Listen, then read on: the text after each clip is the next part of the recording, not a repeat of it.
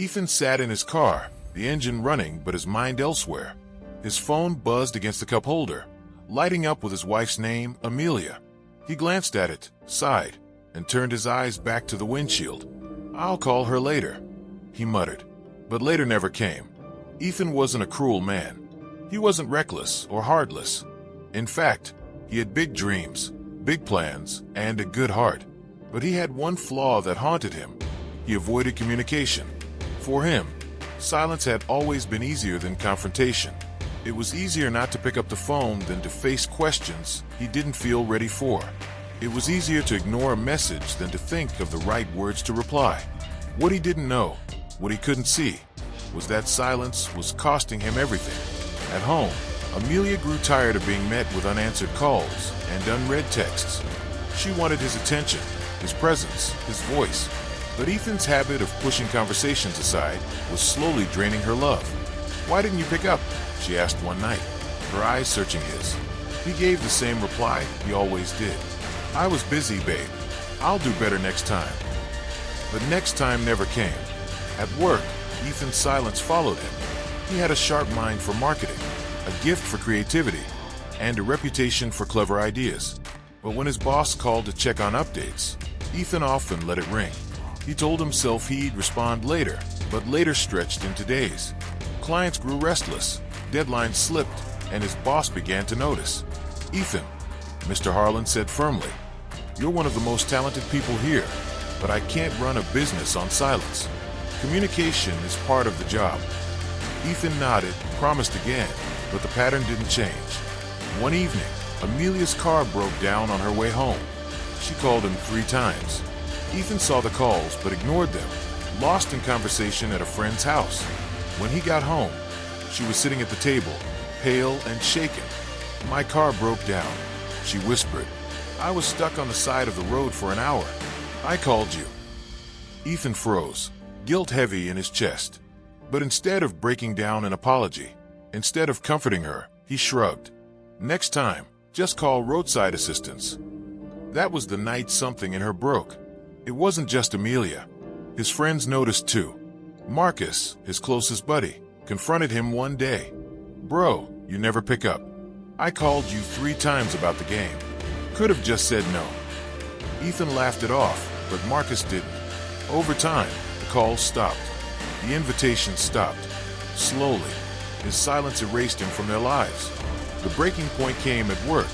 An urgent call from a client came in, one worth millions to the firm. Ethan ignored it, thinking he'd respond later.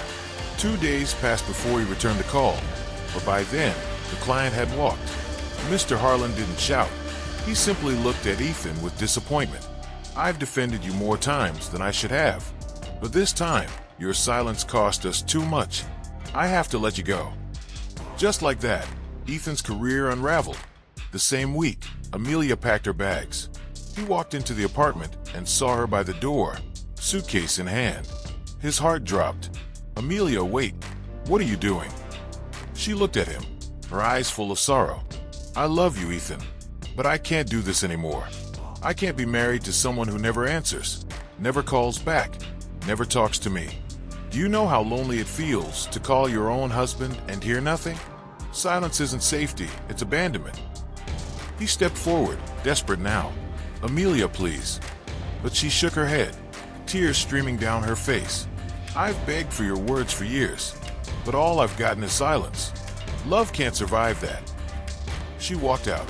The door closed. And this time, the silence wasn't his choice. Weeks passed.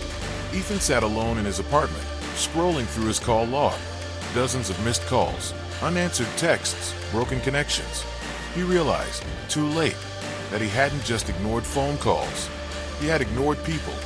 People who wanted him. People who needed him. People who loved him. His marriage was gone. His friends were gone.